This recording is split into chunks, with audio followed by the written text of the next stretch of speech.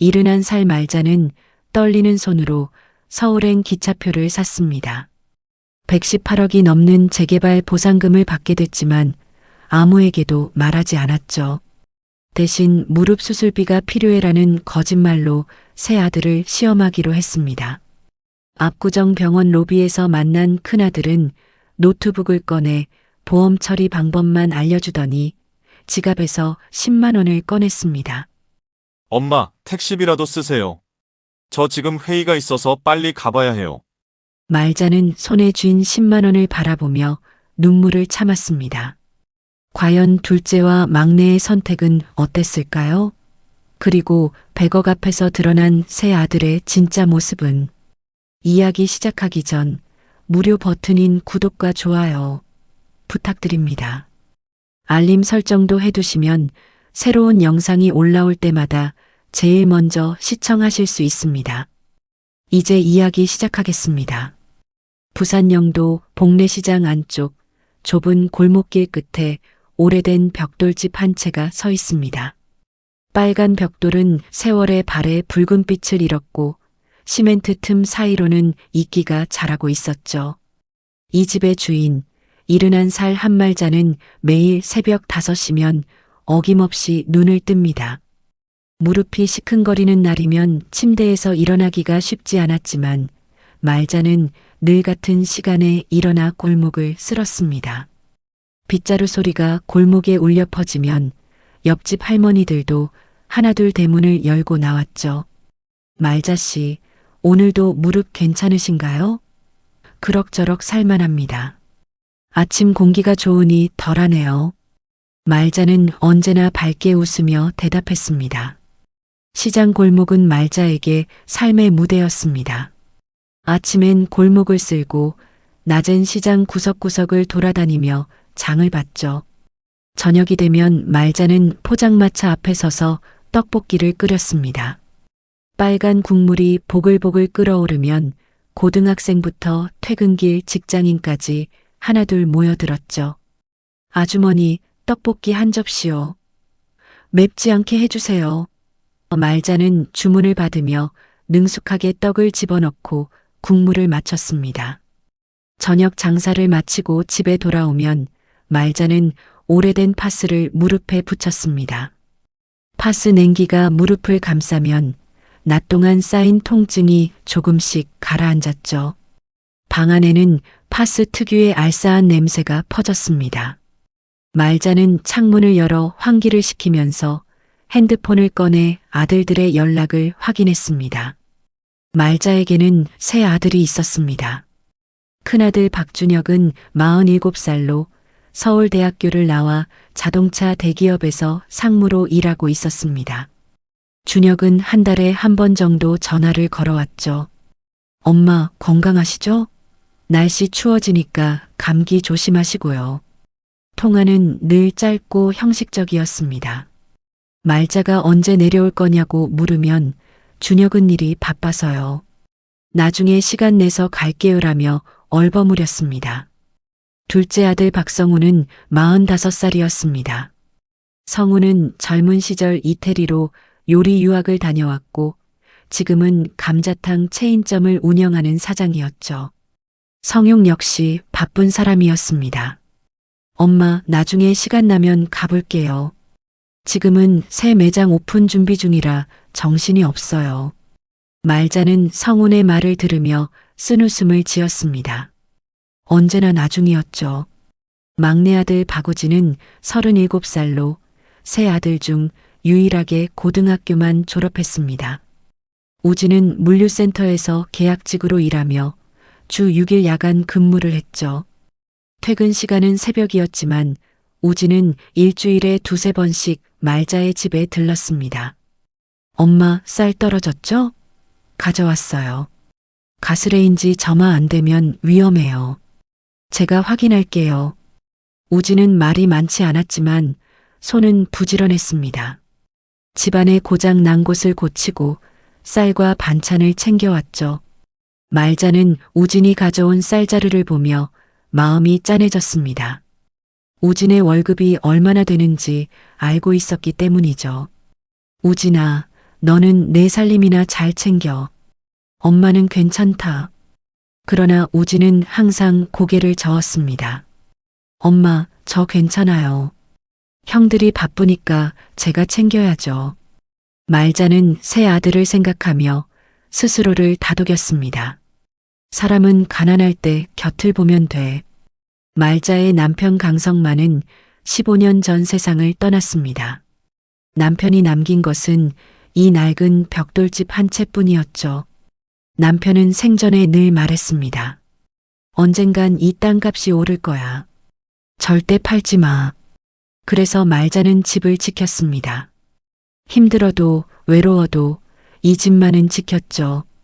말자의 삶은 늘 검소했습니다. 화려하지 않았고 특별할 것도 없었죠. 하지만 하루하루가 버틸만 했습니다. 포장마차에서 떡볶이를 팔고 시장 사람들과 웃고 떠들며 가끔 우진이 들러 집안일을 챙겨주는 것만으로도 말자는 살아갈 힘을 얻었습니다. 어느 날 저녁 말자는 포장마차를 정리하고 집으로 돌아왔습니다. 대문 앞에 놓인 우편함에는 하얀 봉투 하나가 꽂혀 있었죠. 등기우편이었습니다. 말자는 봉투를 집어들고 불을 켜고 앉아 천천히 뜯었습니다. 봉투 안에는 두꺼운 서류 몇 장이 들어 있었죠. 서류 첫 장에는 큰 글씨로 이렇게 적혀 있었습니다. 남항재개발 구역 보상 및 환지 처분 통지서. 말자는 눈을 크게 떴습니다. 재개발이라니? 말자는 서류를 한 장 한 장 넘기며 읽기 시작했습니다. 그리고 한 페이지를 넘긴 순간 말자의 손이 멈췄습니다. 보상금 118억 5천만 원 정. 상가 분양권 1필지. 말자는 숫자를 다시 읽었습니다. 100억이 넘는 돈이었습니다. 상가 분양권도 있었죠. 말자의 손이 떨리기 시작했습니다. 남편이 평생 지키라고 했던 이 벽돌집이 이렇게 큰 돈이 될 줄은 꿈에도 몰랐습니다. 말자는 서류를 내려놓고 남편의 사진을 바라봤습니다. 당신 말이 맞았어요. 땅값이 올랐네요. 말자의 눈에는 눈물이 맺혔습니다. 기쁨인지 슬픔인지 혼란인지 알 수 없는 복잡한 감정이 밀려왔죠. 이제 말자에게는 선택의 순간이 다가오고 있었습니다. 말자는 그날 밤 한숨도 자지 못했습니다. 서류를 몇 번이고 다시 읽어봤지만 숫자는 변하지 않았죠. 118억 5천만 원. 상가 분양권 1필지. 말자는 천장을 바라보며 남편을 떠올렸습니다. 30해 전 남편 강성만은 부두에서 일하는 노동자였습니다. 새벽부터 저녁까지 컨테이너를 나르고 배를 정박시키며 허리가 휘도록 일했죠. 그렇게 번 돈으로 남편은 이 벽돌집을 샀습니다. 당시 주변 사람들은 모두 말렸죠. 이런 구석진 곳에 집을 사서 뭐하게? 시내 쪽으로 가야지. 하지만 남편은 고집을 부렸습니다. 이 동네는 바다가 보이고 항구가 가까워. 언젠간 개발될 거야. 말자는 남편의 말을 믿지 않았습니다. 하지만 남편이 워낙 고집이 세서 결국 이 집을 샀죠. 남편은 집을 산 뒤에도 평생 이 집을 지켰습니다. 돈이 급할 때도, 큰아들 대학 등록금이 모자랄 때도, 둘째가 유학을 간다고 했을 때도 남편은 이 집만은 팔지 않았습니다. 이 땅은 우리 가족의 미래야. 절대 팔면 안 돼. 그리고 남편은 15년 전 폐암으로 세상을 떠났습니다. 남편이 죽기 전 병상에서 말자의 손을 꼭 잡고 말했죠. 여보, 이 집만은 꼭 지켜요. 내 말 믿어요. 언젠간 값이 오를 거니까. 말자는 눈물을 흘리며 고개를 끄덕였습니다. 알았어요. 당신 말대로 할게요. 그날 이후 말자는 이 집을 지켰습니다. 큰아들 준혁이 엄마 그 집 팔고 서울로 오세요. 제가 아파트 하나 구해드릴게요라고 했을 때도 둘째 성훈이 엄마 요즘 시장 쪽은 낙후돼서 집값이 안 올라요. 차라리 파시고 괜찮은 대로 이사 가세요라고 했을 때도 말자는 고개를 저었습니다. 이 집은 너희 아버지가 남긴 거야. 못 팔아. 그리고 지금 남편의 말이 현실이 됐습니다. 남항 재개발 사업이 확정되면서 이 낡은 벽돌집은 100억이 넘는 가치를 갖게 된 것이죠. 다음 날 아침 말자는 평소보다 일찍 일어났습니다. 무릎이 유난히 쑤셨지만 말자는 파스를 붙이고 옷을 갈아입었습니다. 오늘은 구청에 가야 했으니까요. 말자는 거울 앞에서 머리를 빗으며 자신의 얼굴을 바라봤습니다. 주름이 깊게 파인 얼굴, 하얀 머리카락, 굽은 어깨, 이른한 살의 노인이 거기 있었습니다. 구청은 시장에서 버스로 30분 거리에 있었습니다. 말자는 버스에 몸을 싣고 창밖을 바라봤습니다. 거리에는 평일 아침의 풍경이 펼쳐졌죠. 출근하는 사람들, 학교 가는 아이들, 가게 문을 여는 상인들. 말자는 문득 궁금해졌습니다. 이 사람들도 갑자기 큰 돈이 생기면 어떻게 될까? 구청에 도착한 말자는 재개발과를 찾았습니다. 담당 공무원은 30대 후반으로 보이는 남자였습니다. 말자가 서류를 내밀자 공무원은 컴퓨터를 확인하며 말했습니다. 아, 한말자 할머니시죠? 벽돌집 소유자이시고요. 보상금 확인하셨습니까? 네, 그런데 이게 정말 맞는 겁니까? 말자의 목소리는 떨렸습니다. 공무원은 친절하게 설명했습니다. 남항 재개발 사업이 이번에 최종 확정됐습니다. 할머니 소유의 토지는 상업지역 편입 대상이고 건물도 오래돼서 보상금이 높게 책정됐습니다. 정확한 금액은 118억 5천만 원이고 상가 분양권도 한 필지 받으실 수 있습니다. 상속인 확인은 언제 하나요? 말자가 물었습니다. 가족관계 증명서 제출하시고 상속인 전원 동의서 받으시면 됩니다. 서류 접수 후 한 달 이내에 보상금이 지급됩니다. 공무원은 서류 몇 장을 건네며 덧붙였습니다. 할머니, 큰 돈이니까 가족분들과 잘 상의하세요. 요즘 상속 문제로 법원 가는 분들 많거든요. 말자는 서류를 받아들고 구청을 나왔습니다. 바깥은 화창한 날씨였지만 말자의 마음은 복잡했습니다. 버스 정류장 벤치에 앉아 말자는 핸드폰을 꺼냈습니다. 연락처에는 세 아들의 이름이 나란히 있었죠. 박준혁, 박성훈, 박우진. 말자는 핸드폰을 쥔 손이 떨렸습니다. 지금 당장 아들들에게 전화를 걸어야 할까? 아니면 조금 기다려야 할까? 말자는 고민했습니다. 그런데 문득 예전에 남편이 했던 말이 떠올랐습니다. 남편이 병상에 누워 있을 때였습니다. 큰아들과 둘째 아들이 병실에 찾아와서는 아버지 몰래 말자에게 말했습니다. 엄마, 아버지 병원비 얼마나 들어가요? 우리가 보탤게요. 하지만 정작 돈을 낸 건 막내 우진이었죠.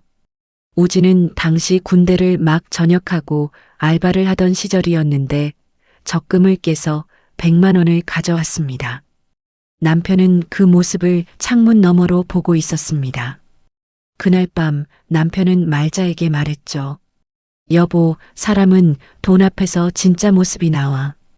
입으로는 100번 효도한다 해도 손에 돈을 쥐었을 때 행동이 진짜야. 말자는 그때 남편의 말뜻을 완전히 이해하지 못했습니다. 하지만 지금은 알 것 같았습니다. 말자는 핸드폰을 주머니에 넣었습니다. 아직 아들들에게 말하지 않기로 했습니다. 대신 말자는 다른 생각을 했죠. 이 돈 앞에서 우리 애들 얼굴을 똑바로 보자. 누가 진짜 나를 걱정하는지, 누가 돈을 보는지 이번 기회에 확인해 보자. 말자는 집으로 돌아와 다락방으로 올라갔습니다. 먼지가 쌓인 상자들 사이에서 말자는 낡은 나무 상자 하나를 꺼냈습니다. 그 안에는 남편의 유품들이 들어 있었죠. 낡은 시계, 부두 출입증, 그리고 손때 묻은 노트 한 권. 말자는 노트를 펼쳤습니다. 노트 마지막 페이지에는 남편의 손글씨로 이렇게 적혀 있었습니다. 내가 죽으면 이 집의 보상금은 시장 사람들과 내 곁을 끝까지 지킨 자에게 나누어 주시오. 돈은 사람의 마음을 비추는 거울이니. 말자는 글을 읽으며 눈물을 흘렸습니다. 남편은 이미 알고 있었던 거죠. 언젠가 이런 날이 올 것을. 말자는 노트를 덮고 결심했습니다. 남편의 뜻대로 하겠다고. 하지만 그 전에 아들들을 시험해 보기로 했습니다. 누가 엄마를 진심으로 걱정하는지, 누가 돈을 먼저 생각하는지. 말자는 마음속으로 계획을 세우기 시작했습니다. 말자는 낡은 코트를 꺼내 입고 거울 앞에서 머리를 단정히 묶었습니다. 그리고 일부러 수술비가 급하다는 말을 준비했습니다. 무릎 수술을 해야 한다고, 돈이 필요하다고, 그렇게 아들들에게 말해보기로 한 것이죠. 말자의 눈빛에는 결기가 서렸습니다. 이제 시작입니다. 일주일 후 말자는 서울행 기차에 몸을 실었습니다. 부산역에서 서울역까지는 2시간 반이 걸렸죠. 말자는 기차 안에서 창밖을 바라보며 오늘 할 말을 속으로 되뇌었습니다. 무릎 수술이 필요해서요. 병원비가 좀 필요한데. 말자는 가슴이 두근거렸습니다. 거짓말을 하는 건 아니었습니다. 실제로 무릎은 아팠으니까요. 다만 급한 수술이 필요한 건 아니었죠. 서울역에 내린 말자는 지하철을 갈아타고 압구정으로 향했습니다. 큰아들 준혁의 직장이 있는 곳이었죠. 준혁은 평일에는 거의 사무실에 있다고 했습니다. 말자는 미리 전화를 걸어 약속을 잡았습니다. 준혁아, 엄마가 서울에 볼 일이 있어서 올라갔다. 점심때 잠깐 볼 수 있겠니? 준혁은 잠시 망설이다가 대답했습니다. 엄마, 점심시간이 짧은데. 그래도 뵐게요. 회사 근처 병원 로비에서 만나요. 압구정역에서 내린 말자는 길을 물어물어 병원 빌딩을 찾았습니다. 고층 건물 1층에는 대형 피부과가 있었고 2층부터는 각종 병원들이 입주해 있었죠. 말자는 1층 대기실에 앉아 준혁을 기다렸습니다. 대기실은 넓고 깨끗했습니다. 가죽 소파가 놓여 있었고 천장에는 은은한 조명이 켜져 있었죠. 공기 중에는 은은한 향수 냄새가 퍼져 있었습니다. 대기실에 앉아 있는 사람들은 대부분 젊은 여성들이었습니다. 말자는 자신의 낡은 코트를 내려다봤습니다. 이곳 사람들과는 너무나 다른 모습이었죠. 말자는 괜히 어깨가 움츠러들었습니다. 30분쯤 지났을까 입구 쪽에서 준혁이 들어왔습니다. 정장 차림의 준혁은 말자를 보자 손을 들어 인사했습니다. 엄마, 여기 계셨어요? 준혁은 말자 옆에 앉으며 시계를 흘끗 봤습니다. 엄마, 제가 시간이 많지 않아서요. 무슨 일이세요? 말자는 준비한 말을 꺼냈습니다. 준혁아, 사실은 엄마 무릎이 많이 안 좋아져서 병원에 갔더니 수술을 해야 한대. 준혁의 표정이 약간 굳어졌습니다. 수술이요? 어느 병원에서 그러던가요? 응, 부산 쪽 정형외과에서. 말자가 말을 잇기도 전에 준혁은 노트북 가방에서 컴퓨터를 꺼냈습니다. 엄마, 요즘은 무릎 수술도 보험 처리가 잘 돼요. 실비보험 들어놨죠? 준혁은 화면을 켜며 말했습니다. 보험 청구부터 알아봐야 해요. 그리고 병원도 잘 선택해야 하고. 제가 아는 정형외과 교수님한테 소개해 드릴까요? 준혁의 말은 빨랐고 실무적이었습니다. 말자는 고개를 끄덕였습니다. 그래, 그런데 당장 검사비랑 예약금이 좀 필요해서. 준혁은 잠시 침묵했습니다. 그러더니 지갑을 꺼내 현금을 꺼냈습니다. 엄마, 제가 지금 현금이 많지 않은데 10만 원 드릴게요. 택시비라도 쓰시고 나머지는 보험 처리하면 될 거예요. 준혁은 돈을 말자의 손에 쥐어주며 덧붙였습니다. 엄마, 제가 정말 바빠서요. 오늘 오후에 중요한 회의가 있어서 나중에 전화드릴게요. 준혁은 일어서며 시계를 다시 봤습니다. 엄마, 몸 조심하시고 수술 날짜 정해지면 연락 주세요. 그리고 준혁은 서둘러 병원 빌딩을 나갔습니다. 말자는 손에 쥔 10만 원을 내려다봤습니다. 지폐는 깨끗했지만 말자의 마음은 텅 비었습니다. 다음 날 말자는 둘째 아들 성훈을 만나러 갔습니다. 성훈은 서울 외곽에서 감자탕 체인점을 운영하고 있었죠. 본점은 유동 인구가 많은 대학가 근처에 있었습니다. 말자는 지하철을 2번 갈아타고 성훈의 가게에 도착했습니다. 가게 간판에는 황금돼지 감자탕이라는 이름과 함께 작은 글씨로 이태리 요리 유학 출신 셰프의 한식 재해석이라는 문구가 적혀 있었습니다.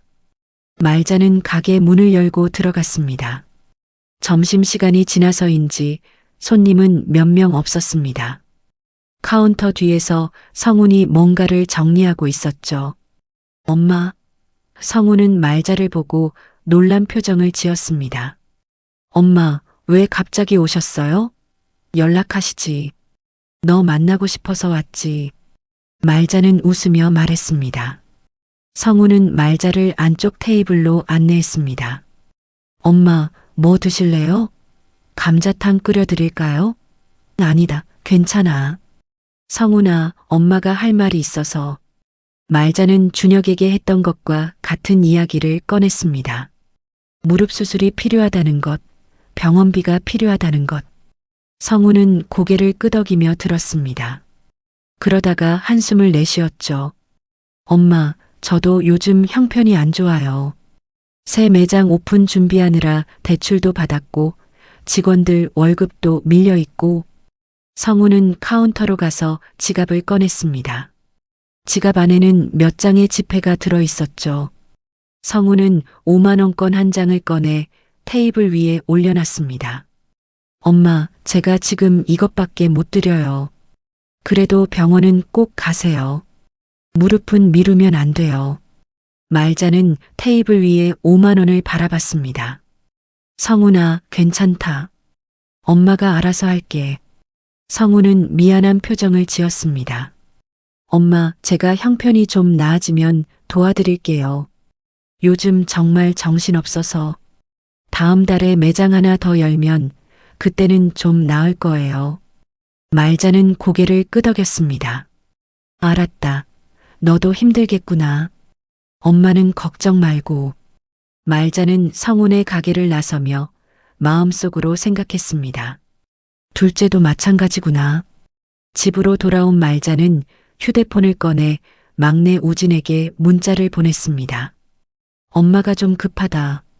짧은 문자였지만 말자는 우진이 어떻게 반응할지 궁금했습니다. 문자를 보낸 지 10분도 안 돼서 우진에게서 전화가 왔습니다. 엄마, 무슨 일이에요? 어디 아프세요? 우진의 목소리는 급했습니다. 아니다, 우진아. 엄마가 무릎이 좀 안 좋아서 병원비가 필요한데. 말자가 말을 끝내기도 전에 우진이 말했습니다. 엄마, 제가 퇴근하고 바로 갈게요.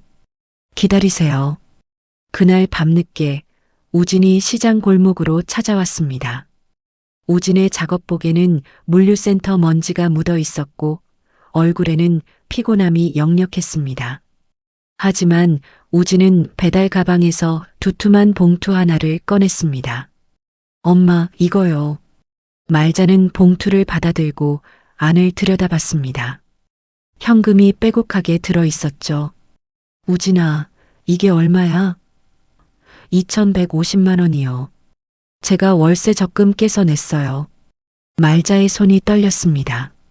야, 너 월세는 어떻게 내려고? 우진은 괜찮다는 듯 웃었습니다. 엄마, 저 괜찮아요. 친구 집에서 한두 달 얹혀 살면 돼요. 내년이면 정규직 전환도 될지 모르잖아요. 말자는 우진을 바라봤습니다. 우진의 눈에는 망설임이 없었습니다. 말자의 눈에서 눈물이 흘러내렸습니다. 우진아. 우진은 말자의 어깨를 토닥였습니다. 엄마, 울지 마세요. 저 정말 괜찮아요. 엄마 건강이 제일 중요해요. 그날 밤 말자는 우진이 돌아간 뒤 봉투를 펼쳐놨습니다. 2,150만 원. 형들이 준 돈을 모두 합쳐도 15만 원이었죠. 말자는 남편의 말이 떠올랐습니다. 사람은 돈 앞에서 진짜 모습이 나와. 말자는 이제 확실히 알았습니다. 누가 진짜 엄마를 걱정하는지. 며칠이 지난 어느 토요일 오후 큰아들 준혁은 둘째 성훈에게 전화를 걸었습니다. 성훈아, 너 시간 있어? 우리 좀 만나자. 성훈은 막 가게 문을 닫고 나오는 참이었습니다. 형, 무슨 일이야? 목소리가 심각한데. 엄마 일 때문에. 중요한 얘기야. 두 사람은 강남역 근처 카페에서 만났습니다. 주말 오후라 카페는 사람들로 붐볐지만 구석 자리는 비교적 조용했죠.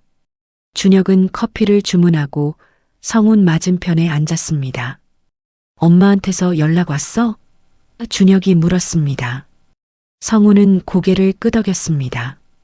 응, 나한테도 왔어. 무릎 수술비가 필요하다고. 준혁은 커피를 한 모금 마시고 신중한 표정으로 말했습니다. 나도 똑같은 얘기 들었어. 그런데 말이야, 뭔가 이상하지 않아? 성훈이 고개를 갸우뚱했습니다. 이상하다니? 엄마가 우리한테 돈 달라고 한 적이 언제야? 평생 그런 적 없잖아. 성훈은 생각해 봤습니다. 맞는 말이었습니다. 말자는 평생 자식들에게 손을 벌린 적이 없었죠. 오히려 자식들이 돈을 주려 해도 괜찮다. 너희나 잘 살아라며 거절하던 사람이었습니다. 그건 그래. 그런데 진짜 아프실 수도 있잖아. 성훈이 말했습니다. 준혁은 휴대폰을 꺼내 화면을 켰습니다. 나도 그래서 엄마 다니시는 병원에 전화해 봤어. 최근에 엄마가 진료받은 기록이 없대. 수술 예약도 안 돼 있고. 성훈의 표정이 굳어졌습니다. 그럼 거짓말이란 얘기야? 모르겠어. 그래서 내가 너 부른 거야. 두 사람은 잠시 침묵했습니다. 카페 안에서는 커피 머신 소리와 사람들의 대화 소리가 들렸지만 두 사람의 테이블은 무거운 공기가 흘렀습니다. 준혁이 먼저 입을 열었습니다. 혹시 막내한테도 연락 갔을까? 성훈이 고개를 끄덕였습니다. 아마 갔을 거야. 엄마가 우리한테 연락했으면 우진이한테도 했겠지. 그때 준혁의 눈빛이 날카로워졌습니다. 성훈아, 혹시 막내가 뭔가 엄마를 이용하는 거 아닐까? 성훈이 놀란 표정으로 준혁을 봤습니다. 무슨 소리야, 형? 생각해봐. 요즘 막내가 엄마 집에 자주 드나들잖아. 그리고 엄마도 나이가 있으시니까 판단력이 예전 같지 않으실 수 있어. 성훈은 형의 말에 불편한 기색을 보였습니다. 형, 그건 좀 심한 거 아니야? 우진이는 그런 애가 아니야. 하지만 준혁은 단호했습니다. 나도 우진이를 의심하고 싶지 않아. 하지만 요즘 세상에 노인들 재산 노리는 일이 얼마나 많은데 막내가 엄마한테 뭔가 이상한 말을 불어넣었을 수도 있잖아. 성훈은 말없이 커피잔을 돌렸습니다. 사실 성훈도 최근에 이상한 느낌을 받은 적이 있었습니다. 한 달 전쯤 가게에 우진이 들른 적이 있었죠. 우진은 성훈에게 물었습니다. 형, 엄마가 살고 계신 집 명의가 누구야? 성훈은 대수롭지 않게 대답했습니다. 당연히 엄마지. 아버지 돌아가시고 엄마 명의로 바꿨어. 그때는 별 생각 없이 넘어갔지만 지금 생각해보니 우진이 왜 그런 질문을 했는지 궁금해졌습니다. 성훈은 준혁에게 그 이야기를 했습니다. 형, 사실 막내가 한 달 전에 나한테 엄마 집 명의가 누구냐고 물어봤어. 준혁의 얼굴이 굳어졌습니다. 봐, 내 말이 맞잖아. 막내가 뭔가 꿍꿍이가 있는 거야. 준혁은 휴대폰을 다시 꺼내 뭔가를 검색하기 시작했습니다. 성훈아, 우리 엄마를 보호해야 해. 나이 드신 분들은 판단력이 흐려질 수 있거든. 법적으로 보호할 방법이 있어? 성훈이 물었습니다. 무슨 방법?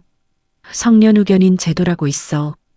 엄마가 혼자 중요한 결정을 못하시게 자식들이 법적 보호자가 되는 거야.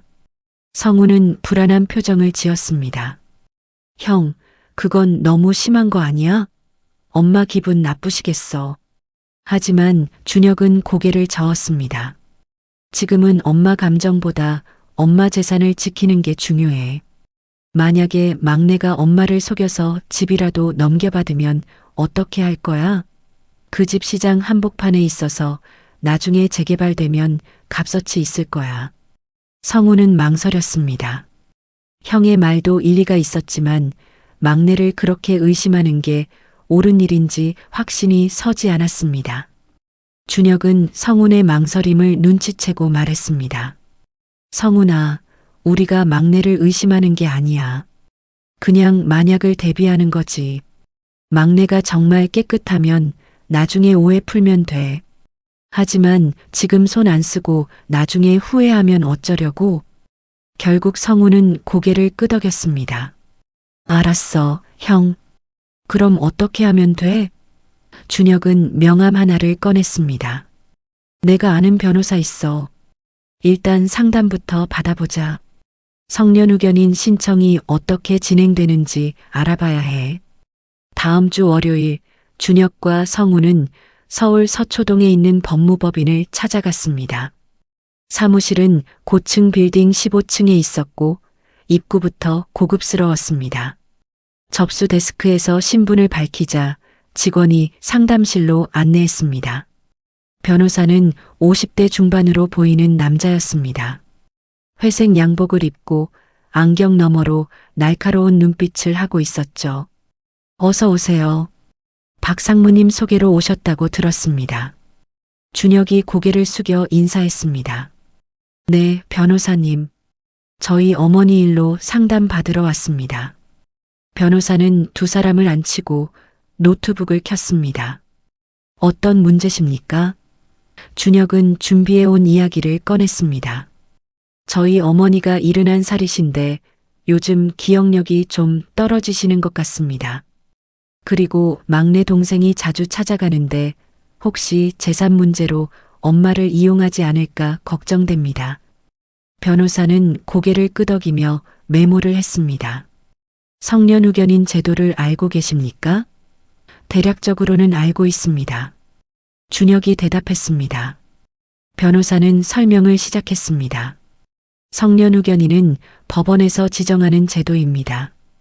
어머님이 스스로 중요한 결정을 하시기 어려울 때 자녀분들이 법적 후견인이 되어 재산 관리와 중요한 결정을 대신하는 겁니다. 성훈이 조심스럽게 물었습니다. 그럼 엄마 동의가 필요한가요? 변호사는 고개를 저었습니다. 본인 동의가 있으면 좋지만 없어도 진행 가능합니다. 대신 법원에서 어머님의 판단 능력을 검사하게 됩니다. 치매나 정신질환 진단서가 있으면 더 수월하고요.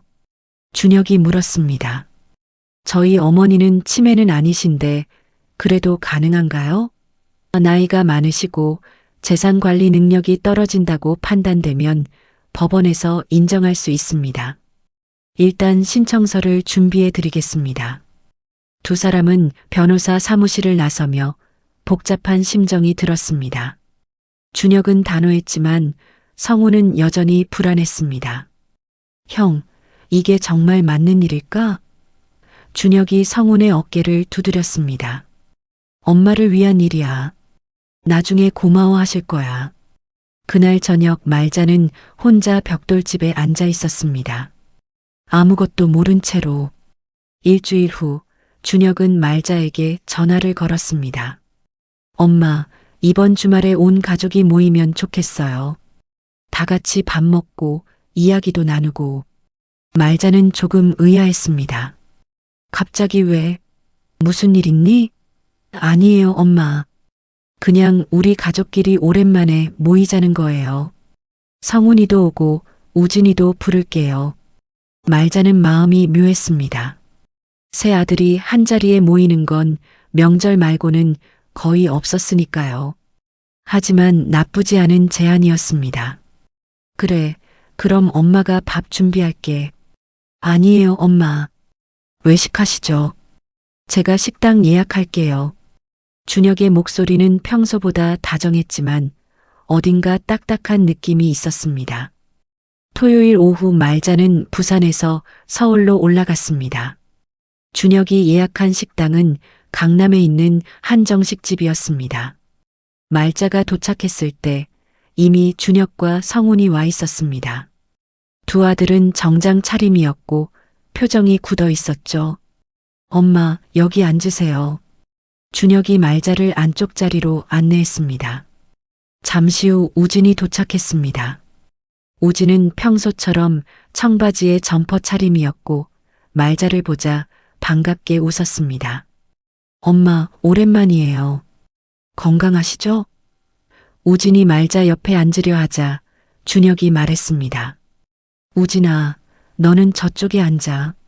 엄마 옆은 내가 앉을게. 우진은 고개를 갸우뚱했지만 형의 말대로 맞은편에 앉았습니다. 식사가 시작됐습니다. 음식은 정갈하고 맛있었지만 분위기는 어색했습니다.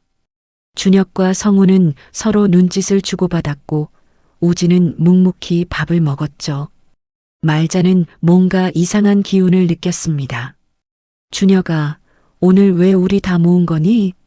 말자가 물었습니다. 준혁은 수저를 내려놓고 진지한 표정을 지었습니다. 엄마, 사실은 중요한 이야기가 있어서요. 말자는 고개를 끄덕였습니다. 무슨 이야기? 준혁은 잠시 망설이다가 입을 열었습니다. 엄마, 요즘 건강이 안 좋으시잖아요. 무릎도 아프시고 기억력도 예전 같지 않으시고. 말자는 준혁을 바라봤습니다. 그래서 엄마 혼자 모든 걸 결정하시기 힘드실 것 같아서요. 저희가 도와드리려고요. 준혁의 말투는 부드러웠지만 말자는 뭔가 불편한 느낌을 받았습니다. 성훈도 거들었습니다. 엄마, 요즘 노인들 사기당하는 일도 많잖아요. 혹시라도 누가 엄마를 속이면 어떡해요. 말자는 두 아들의 얼굴을 번갈아 봤습니다. 너희들 무슨 소리 하는 거니? 준혁이 가방에서 서류 몇 장을 꺼냈습니다. 엄마, 이건 재산관리 위임장이에요. 엄마 명의로 된 재산을 저희가 관리하는 거예요. 나중에 복잡한 일 생기지 않게요. 말자는 서류를 받아들고 천천히 읽기 시작했습니다. 서류에는 어려운 법률 용어들이 빼곡했습니다. 말자는 내용을 다 이해하지 못했지만 대략적인 의미는 알 수 있었습니다. 자신의 재산에 대한 결정권을 아들들에게 넘기는 문서였죠. 이게 왜 필요하니? 말자가 물었습니다. 준혁이 설명했습니다. 엄마, 만약에 엄마가 아프시거나 판단하시기 어려울 때 저희가 대신 결정하는 거예요. 엄마를 위한 일이에요. 성훈도 덧붙였습니다. 엄마, 저희가 나쁜 마음으로 하는 게 아니에요.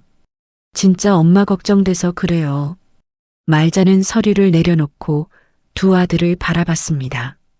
그럼 엄마 도장을 내놓으라는 거니? 준혁이 고개를 끄덕였습니다. 네, 엄마. 여기 서명하시고 도장 찍으시면 돼요.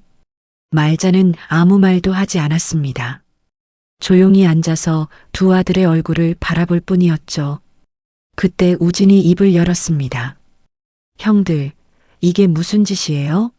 엄마가 멀쩡하신데 왜 이런 걸 요구해요? 준혁이 차갑게 대답했습니다. 우진아, 너는 가만히 있어. 어른들끼리 이야기하는 거야. 우진은 화가 났지만 참았습니다. 대신 말자를 걱정스럽게 바라봤죠. 말자는 여전히 침묵했습니다. 마음속으로는 많은 생각이 스쳐 지나갔습니다.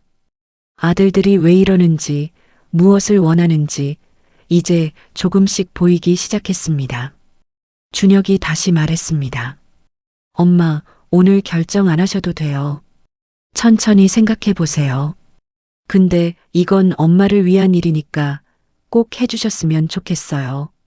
식사가 끝나고 네 사람은 식당을 나왔습니다. 말자는 준혁과 성훈에게 말했습니다.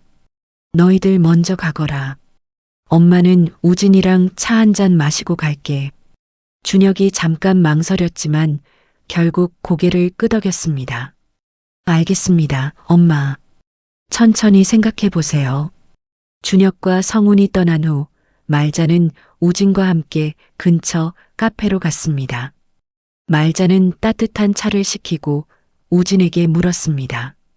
우진아, 너는 형들이 왜 저러는 것 같니? 우진은 한숨을 쉬었습니다. 엄마, 솔직히 말씀드려도 돼요? 그래, 말해봐. 우진은 조심스럽게 말했습니다. 형들이 엄마 재산을 걱정하는 것 같아요. 혹시 엄마한테 뭔가 있는 거 아니에요? 말자는 우진을 바라봤습니다. 너는 어떻게 생각하니? 우진이 대답했습니다. 저는 엄마가 뭘 가지셨든 상관없어요. 엄마가 건강하시고 행복하시면 그걸로 됐어요. 말자의 눈에 눈물이 맺혔습니다. 우진아, 고맙다. 우진은 말자의 손을 잡았습니다. 엄마, 형들한테 서류 주지 마세요. 엄마가 판단하세요. 아무도 엄마를 대신할 수 없어요. 말자는 고개를 끄덕였습니다. 알았다, 우진아. 집으로 돌아온 말자는 가방에서 서류를 꺼내 찢어버렸습니다. 그리고 다락방으로 올라가 남편의 노트를 다시 꺼냈습니다. 노트 마지막 페이지에 적힌 남편의 글씨를 읽었죠. 보상금은 시장 사람들과 내 곁을 끝까지 지킨 자에게 나누어 주시오. 말자는 결심했습니다. 더 이상 시험이 아니라 선언으로 끝내야겠다고. 남편의 뜻대로 그리고 자신의 눈으로 본 진실대로. 말자는 휴대폰을 꺼내 메모장에 계획을 적기 시작했습니다. 며칠 후 말자는 구청에 전화를 걸었습니다.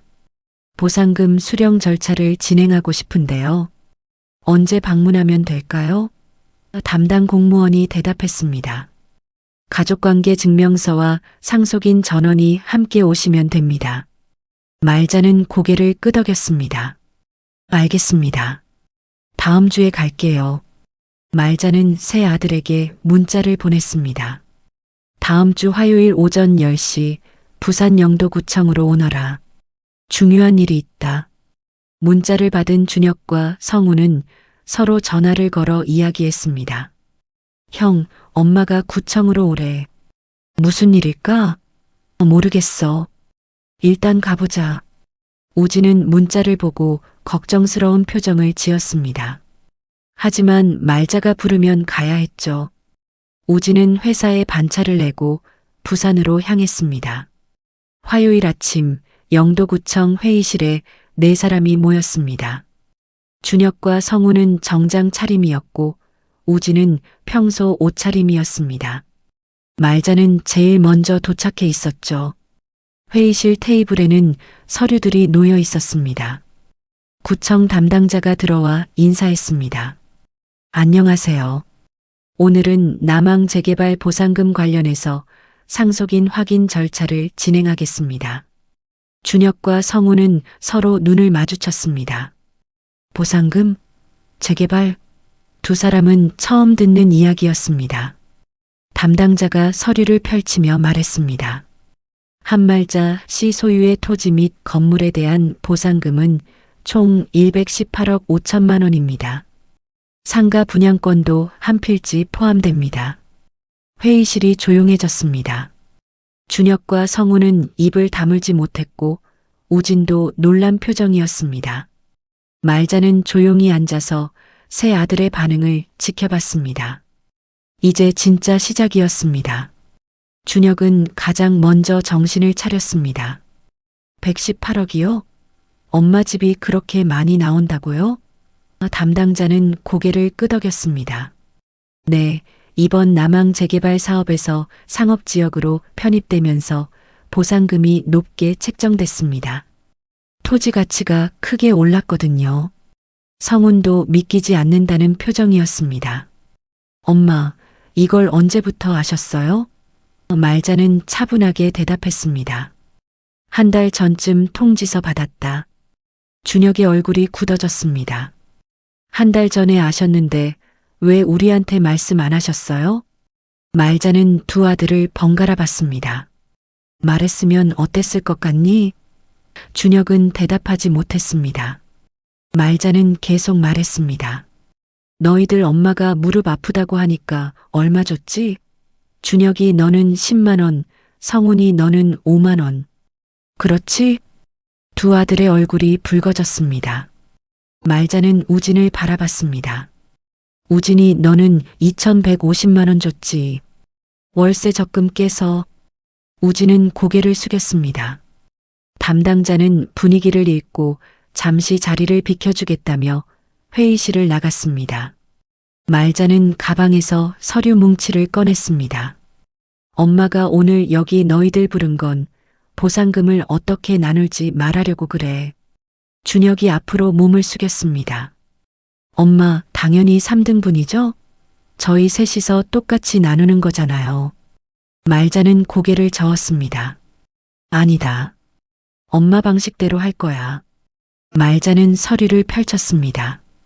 거기에는 손글씨로 정리된 계획이 적혀 있었습니다. 보상금은 세 갈래로 나눕니다. 첫째, 복례시장 상인 장학금과 의료기금으로 40%. 둘째, 재개발로 터전 잃는 노인분들 전세보증금으로 40%. 셋째, 나를 끝까지 지켜준 사람에게 20%. 준혁이 벌떡 일어났습니다. 엄마, 이게 무슨 소리예요? 왜 가족한테 안 주고 남한테 줘요? 성훈도 당황한 표정이었습니다. 엄마, 저희는요? 저희는 엄마 아들인데. 말자는 차분하게 대답했습니다. 너희들은 각자 잘 살고 있잖니. 준혁이 너는 대기업 상무고 성훈이 너는 사장이고. 준혁이 목소리를 높였습니다. 그게 무슨 상관이에요? 법적으로 저희가 상속인인데 왜 막내만 편드세요? 말자의 표정이 굳어졌습니다. 막내 편? 내가 막내 편을 든다고? 준혁은 흥분해서 말했습니다. 그렇잖아요. 우진이만 돈 준다는 거잖아요. 우진이가 엄마한테 무슨 말을 한 거예요? 그때 우진이 자리에서 일어났습니다. 형, 나는 엄마한테 아무 말도 안 했어요. 오늘 처음 알았다고요. 준혁이 비웃듯 말했습니다. 거짓말하지 마. 넌 한 달 전에 성훈이한테 엄마 집 명의가 누구냐고 물어봤잖아. 그때부터 계획한 거지? 우진은 어이가 없다는 표정이었습니다. 형, 그건 그냥 궁금해서 물어본 거였어요. 나는 진짜 아무것도 몰랐어요. 하지만 준혁은 믿지 않았습니다. 넌 평소에 엄마한테 자주 가서 잘 보였잖아. 다 이런 나를 위해서였던 거야. 말자가 테이블을 손으로 쳤습니다. 그만해. 회의실이 조용해졌습니다. 말자는 준혁을 똑바로 바라봤습니다. 준혁아, 너는 일주일 전에 성훈이랑 변호사 찾아갔지? 준혁의 얼굴이 굳었습니다. 그건 엄마를 보호하려고. 말자는 휴대폰을 꺼내 테이블 위에 올려놓았습니다. 너희들 지난 토요일 식당에서 엄마한테 도장 달라고 한 거 다 녹음했다. 준혁과 성훈의 얼굴이 하얗게 질렸습니다. 말자는 휴대폰을 재생했습니다. 녹음 파일에서 준혁의 목소리가 흘러나왔습니다. 엄마, 이건 재산관리 위임장이에요. 엄마 명의로 된 재산을 저희가 관리하는 거예요.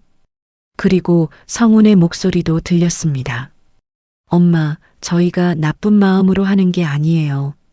진짜 엄마 걱정돼서 그래요. 녹음이 끝나고 회의실은 정적에 휩싸였습니다. 말자는 두 아들을 바라봤습니다.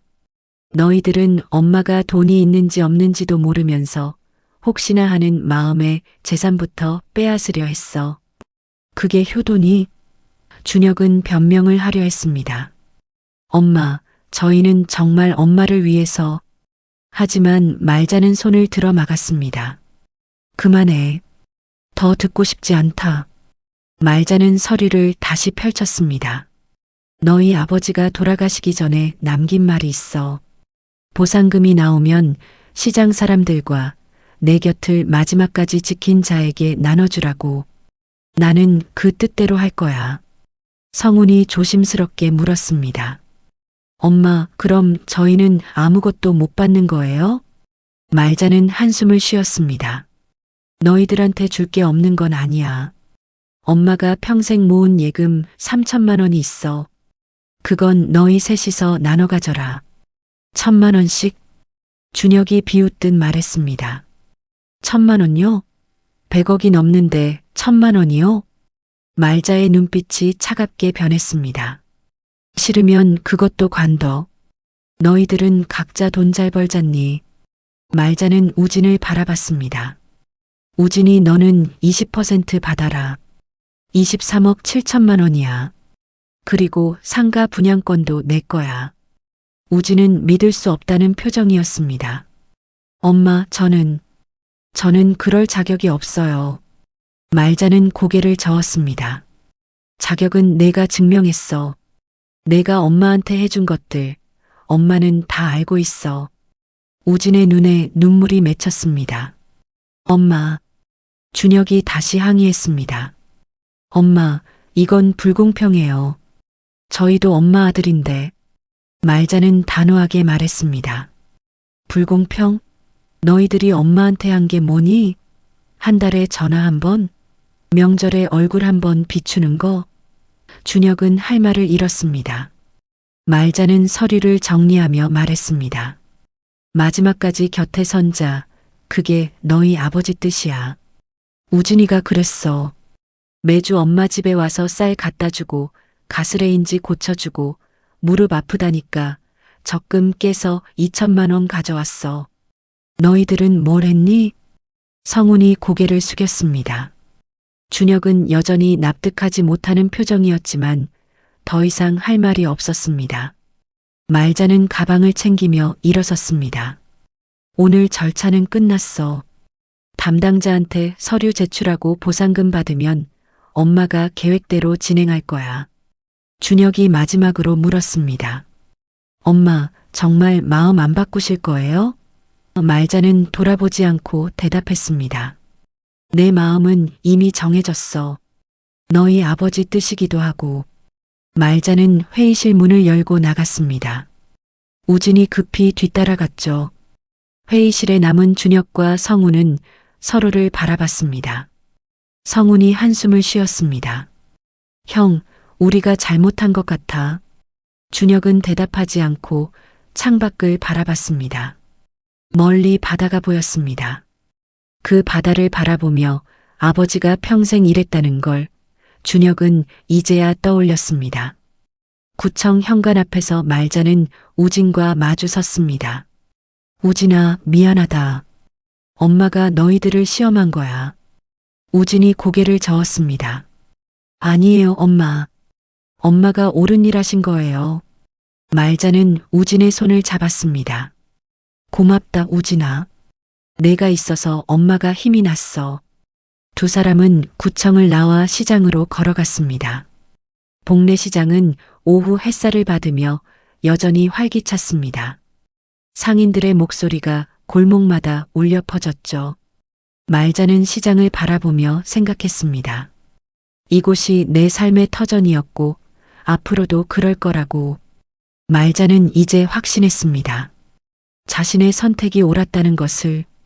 그날 저녁 준혁은 호텔방에서 변호사에게 전화를 걸었습니다. 변호사님, 유언장 무효 소송 가능한가요? 전화 너머로 변호사의 목소리가 들렸습니다. 어머님이 정신이 멀쩡하시면 어렵습니다. 본인 재산을 어떻게 처분하든 그건 자유니까요. 준혁은 답답한 마음에 성훈에게 전화를 걸었습니다. 성훈아, 우리 가만히 있을 수 없어. 뭔가 방법을 찾아야 해. 하지만 성훈의 목소리는 풀이 죽어 있었습니다. 형, 우리가 잘못한 것 같아. 엄마 말씀이 맞아. 우리가 엄마한테 뭘 해드린 게 있어? 준혁은 화가 났습니다. 야, 너 지금 무슨 소리 하는 거야? 우리도 바쁘게 살았잖아. 그게 잘못이야? 성훈은 한숨을 쉬었습니다. 형, 나는 이제 포기할래. 엄마 결정 따를게. 준혁은 전화를 끊고 창밖을 바라봤습니다. 부산 앞바다가 어둠 속에서 검게 빛났습니다. 다음 날 아침 준혁은 혼자 벽돌집을 찾아갔습니다. 말자는 마당에서 화분에 물을 주고 있었습니다. 엄마, 이야기 좀 할 수 있을까요? 말자는 준혁을 바라봤습니다. 들어와. 두 사람은 거실에 마주 앉았습니다. 준혁은 조심스럽게 입을 열었습니다. 엄마, 제가 어제 흥분해서 말을 함부로 했습니다. 죄송해요. 말자는 차를 따르며 대답했습니다. 너는 진심으로 사과하는 거니? 아니면 엄마 마음 돌리려고 그러는 거니? 준혁은 잠시 말문이 막혔습니다. 엄마, 솔직히 말씀드릴게요. 저도 돈이 아깝지 않은 건 아니에요. 하지만 그것보다 막내만 편애하시는 게 억울해요. 준혁의 목소리에는 진심이 담겨 있었습니다. 저도 엄마 아들인데 왜 저는 안 되는 거예요? 제가 뭘 잘못했어요? 말자는 차를 한 모금 마셨습니다. 준혁아, 내가 잘못한 게 뭔지 정말 모르겠니? 준혁은 고개를 숙였습니다. 말자는 계속 말했습니다. 너는 서울대 나와서 좋은 직장 다니지. 엄마는 그게 자랑스러워. 근데 너는 엄마한테 전화 한 통 하는 게 그렇게 어려웠니? 준혁은 대답하지 못했습니다. 말자는 목소리를 낮췄습니다. 한 달에 한 번 전화할 때마다 너는 늘 바쁘다고 했어. 내려올 시간 없다고. 명절에도 회사 일 있다고 못 온다고. 엄마는 이해했어. 너는 성공한 사람이니까 바쁠 거라고. 말자의 눈에 눈물이 맺혔습니다. 근데 엄마가 무릎 아프다고 하니까 너는 10만 원 주면서 보험 처리하라고 했어. 엄마한테 필요한 건 돈이 아니었어. 준혁아. 내가 내려와서 엄마 손 한번 잡아주는 거였어. 준혁의 눈에서도 눈물이 흘렀습니다. 엄마, 죄송해요. 제가 잘못했어요. 말자는 준혁의 손을 잡았습니다. 엄마는 너를 미워하지 않아. 다만 너희들한테 가르쳐주고 싶었어. 사람에게 제일 중요한 게 뭔지. 준혁은 고개를 끄덕였습니다. 엄마, 제가 다시 시작해도 될까요? 이제부터라도 자주 올게요. 엄마 말씀도 잘 들을게요. 말자는 웃었습니다. 그래, 그렇게 해라. 그게 엄마가 원하는 거야. 그날 오후 성훈도 찾아왔습니다. 성훈은 말자 앞에 무릎을 꿇었습니다. 엄마, 잘못했습니다. 제가 엄마를 돈으로만 봤어요. 형이랑 같이 변호사 찾아간 것도 정말 죄송해요. 말자는 성훈을 일으켰습니다. 일어나라. 무릎 꿇을 필요 없어. 성훈은 눈물을 흘리며 말했습니다. 엄마, 저 이태리 유학 갈 때 엄마가 얼마나 고생하셨는지 알아요. 포장마차에서 떡볶이 팔아서 학비 보내주셨잖아요. 근데 저는 성공하고 나서 엄마한테 뭘 해드렸어요? 아무것도 안 했어요. 말자는 성훈의 등을 토닥였습니다. 엄마는 다 알고 있어. 너도 사업하느라 힘들다는 거. 근데 아무리 바빠도 엄마 생각하는 마음만 있으면 되는 거야. 성훈은 고개를 끄덕였습니다. 엄마, 앞으로는 자주 올게요. 그리고 엄마가 좋아하시는 음식 해드릴게요. 이틀 후 말자는 다시 구청을 찾았습니다. 이번에는 혼자였습니다. 담당자는 최종 서류를 건네며 말했습니다. 한말자 씨 모든 절차가 완료됐습니다. 일주일 후에 보상금이 입금됩니다. 말자는 서류를 받아들고 서명했습니다. 그날 저녁 말자는 우진을 따로 불렀습니다. 벽돌집 거실에 둘만 앉았습니다. 말자는 우진에게 통장을 건넸습니다. 우진아, 이게 내 몫이야. 23억 7천만 원. 우진은 통장을 받지 않았습니다. 엄마, 저는 이거 받을 자격이 없어요. 말자는 고개를 저었습니다. 자격은 충분해. 내가 엄마한테 해준 것들 다 기억하고 있어. 우진은 눈물을 흘렸습니다. 엄마, 저는 그냥 엄마가 좋아서 그런 거예요. 돈 바라고 한 게 아니에요. 말자는 우진의 손에 통장을 쥐어주었습니다. 엄마가 알아. 그래서 주는 거야. 우진은 통장을 들고 한참을 울었습니다. 말자는 우진의 어깨를 감싸 안았습니다. 우진아, 이 돈으로 내 인생 잘 살아라. 결혼도 하고 집도 사고. 내가 행복한 게 엄마한테는 제일 중요해. 며칠 후 보상금이 입금됐습니다. 말자는 약속대로 40%를 복례시장 상인 장학금과 의료기금으로 출연했습니다. 47억 4천만 원이었죠. 또 다른 40%는 재개발로 터전을 잃는 노인들의 전세 보증금으로 지원했습니다. 시장 상인들은 말자의 결정을 듣고 눈물을 흘렸습니다. 말자 씨, 이런 큰 돈을 우리한테 주시다니. 말자는 웃으며 말했습니다. 저도 이 시장에서 평생 살았어요. 우리는 가족이잖아요. 준혁과 성우는 엄마의 결정을 담담히 받아들였습니다. 두 사람은 함께 말자를 찾아와 말했습니다. 엄마 결정 존중합니다. 그리고 우리도 뭔가 보탤게요. 준혁은 말자에게 말했습니다. 엄마, 제가 매주 토요일 시장에서 무료 세무 상담 봉사할게요. 상인분들 세금 문제 도와드릴게요. 성훈도 덧붙였습니다. 엄마, 저는 본점에서 시장 어르신들한테 식사 쿠폰 드릴게요. 한 달에 한 번씩 무료로 드실 수 있게. 말자는 두 아들을 보며 흐뭇하게 웃었습니다. 그래, 그게 진짜 효도야. 그날 밤 말자는 다락방에서 남편의 사진을 꺼내 들었습니다. 여보, 당신 말이 맞았어요. 사람은 돈 앞에서 진짜 모습이 나온다고. 근데 진짜가 되기로 결심하면 다시 배울 수도 있더라고요. 말자는 사진에 입을 맞췄습니다. 창밖으로 복례시장의 불빛이 반짝였습니다. 골목마다 사람들의 웃음소리가 들렸죠. 말자는 창문을 열고 밤 공기를 들이마셨습니다. 이제 새로운 시작이었습니다. 돈이 아닌 사람의 마음으로 이어진 새로운 시작. 3달이 흘렀습니다. 복례시장 한가운데 새로 세워진 건물 앞에는 많은 사람들이 모여 있었습니다. 건물 입구에는 큰 현판이 걸려 있었죠. 벽돌집 장학기금 및 의료지원센터라는 글씨가 새겨져 있었습니다. 오늘은 현판식 날이었습니다.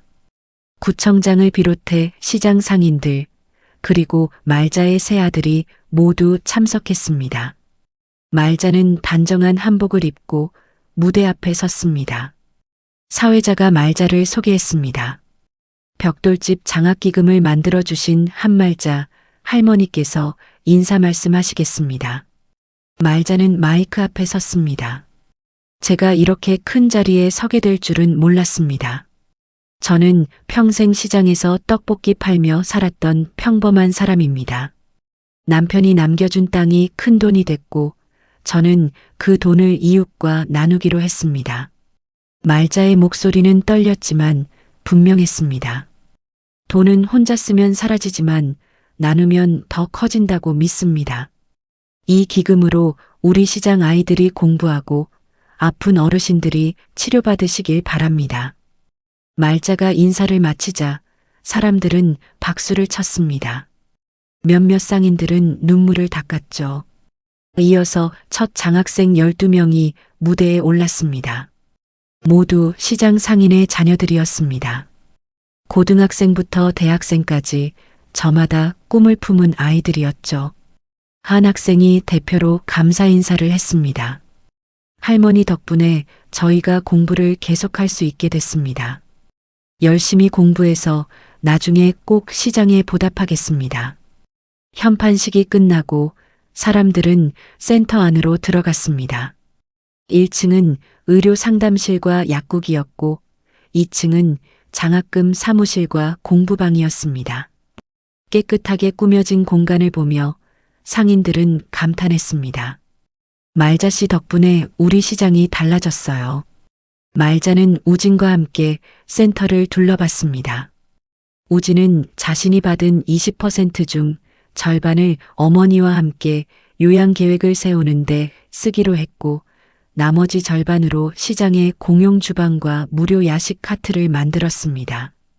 공용 주방은 상인들이 점심을 해먹을 수 있는 공간이었고 야식 카트는 밤늦게까지 일하는 상인들을 위한 것이었습니다. 엄마, 공용 주방 잘 만들어졌죠? 우진이 자랑스럽게 말했습니다. 말자는 고개를 끄덕였습니다. 그래, 잘했다. 내가 사람 사는 것 안다. 우진은 이제 물류센터 정규직으로 전환됐고 월세 걱정 없이 작은 원룸에서 살고 있었습니다. 남은 돈은 차곡차곡 저축하며 나중에 결혼할 때를 대비하고 있었죠. 저녁이 되자 새 아들이 말자의 새 집으로 모였습니다. 말자는 보상금을 나눠준 후 시장 근처 작은 전셋집으로 이사했습니다. 햇살이 잘 드는 2층 집이었고 베란다에서는 바다가 보였죠. 말자는 이 작은 집이 마음에 들었습니다. 준혁은 약속대로 매주 토요일마다 시장에 나와 무료 세무 상담을 했습니다. 처음에는 어색했지만 이제는 상인들과 농담도 주고받는 사이가 됐죠. 준혁 상무님 덕분에 세금 많이 아꼈어요. 상인들의 감사 인사를 들을 때마다 준혁은 뿌듯했습니다. 성우는 본점 가게에서 매달 마지막 주 일요일마다 시장 어르신들을 무료로 초대했습니다. 식사 쿠폰을 나눠주고 정성껏 만든 감자탕을 대접했죠. 성훈이가 해주는 음식은 정말 맛있어. 어르신들의 칭찬에 성훈은 더 열심히 요리했습니다. 말자의 거실에서 새 아들은 저녁을 준비했습니다. 우진이 가스불을 켰습니다. 엄마, 오늘은 제가 떡볶이 끓일게요. 성훈이 웃으며 말했습니다. 맛은 내가 책임질게. 이태리에서 배운 건 아니지만 준혁도 앞치마를 두르며 거들었습니다. 나는 설거지 담당. 말자는 소파에 앉아 아들들을 바라봤습니다. 새 아들이 부엌에서 웃으며 요리하는 모습이 꿈만 같았습니다. 몇 달 전만 해도 상상하지 못했던 광경이었죠. 떡볶이가 끓는 냄새가 집 안가득 퍼졌습니다. 엄마, 다 됐어요. 우진이 떡볶이를 상에 올렸습니다. 빨간 국물이 보글보글 끓고 있었죠. 네 식구는 식탁에 둘러앉았습니다. 준혁이 먼저 젓가락을 들었습니다. 엄마, 오늘부터는 돈 말고 마음으로 효도할게요. 성훈도 고개를 끄덕였습니다. 저도요, 엄마. 이제 자주 올게요. 우진은 말없이 떡볶이를 떠서 말자의 그릇에 담아드렸습니다. 말자는 아들들을 돌아보며 눈물을 글썽였습니다. 너희들이 이렇게 모여 있으니 엄마는 그걸로 됐다. 네 사람은 함께 떡볶이를 먹었습니다. 오랜만에 가족이 함께하는 저녁이었습니다. 식사 후 말자는 베란다로 나갔습니다. 저 멀리 바다가 보였고 복례시장의 불빛이 반짝였습니다. 새 아들도 말자 곁으로 왔습니다. 엄마, 내일은 같이 시장 산책할까요? 준혁이 물었습니다. 말자는 웃으며 고개를 끄덕였습니다. 그래, 그러자. 말자는 하늘을 올려다봤습니다. 별이 총총히 빛나고 있었습니다. 남편이 저 별들 사이 어딘가에서 웃고 있을 것 같았습니다. 말자는 마음속으로 남편에게 말했습니다. 여보, 우리 아이들 잘 컸어요. 이제는 마음으로 효도할 줄 알아요. 그날 밤 말자는 오랜만에 편안한 잠을 잤습니다. 무릎도 아프지 않았고 마음도 가벼웠습니다. 꿈속에서 남편을 만났습니다. 남편은 부두에서 일하던 젊은 시절 모습이었죠. 잘했어요, 여보. 당신 말대로 했어요. 남편이 웃으며 말했습니다. 사람은 돈 앞에서 진짜가 보이지만 다시 배울 수 있어요. 다음 날 아침 말자는 세 아들과 함께 동네 시장을 걸었습니다. 시장은 여전히 활기찼습니다. 상인들은 말자를 보며 인사했습니다. 말자 씨, 오늘도 건강하시네요. 할머니, 고맙습니다. 말자는 웃으며 답했습니다. 우리 같이 잘 삽시다. 준혁은 세무 상담 부스를 확인하고 성우는 어르신들 식사 명단을 체크했습니다. 우진은 공용 주방에서 상인들이 편하게 점심을 먹는지 살폈습니다. 세 아들은 각자의 방식으로 시장을 돕고 있었습니다. 말자는 포장마차 자리를 지나쳤습니다. 이제는 떡볶이를 팔지 않았지만 가끔 이곳에 앉아 추억을 떠올렸습니다. 이 자리에서 평생을 살았고 세 아들을 키웠습니다. 그 시간들이 모두 소중했습니다. 말자는 우진의 팔을 잡고 걸었습니다. 우진아, 너 언제 결혼할 거니? 우진이 쑥스럽게 웃었습니다. 엄마, 아직 일러요. 준혁이 장난스럽게 말했습니다. 막내야, 너는 이제 돈도 있으니까 좋은 사람 만나. 성훈도 거들었습니다. 맞아, 우진아. 형들이 도와줄게. 네 사람은 웃으며 시장을 걸었습니다. 골목마다 사람들의 웃음소리가 울려 퍼졌습니다. 말자는 생각했습니다. 사람은 돈 앞에서 진짜가 보인다. 그래도 진짜가 되기로 결심하면 다시 배울 수 있다. 그리고 가장 중요한 건 마음이다. 벽돌집의 마지막 주인은 이제 사람의 마음이었습니다. 돈이 아닌 서로를 아끼고 보살피는 마음. 말자는 그걸 세 아들에게 가르쳤고 아들들은 그걸 배웠습니다. 복례 시장의 아침 햇살은 따뜻했습니다. 말자와 세 아들의 그림자가 골목길에 길게 드리웠습니다. 이제 진짜 가족이 시작되는 순간이었습니다. 오늘 이야기 어떠셨나요? 영상이 마음에 와닿으셨다면 구독과 좋아요로 영상 제작에 큰 힘을 실어주세요. 이 이야기를 어디서 듣고 계신지 지역 이름이나 장소를 댓글로 남겨주시면 감사한 마음으로 인사드리겠습니다.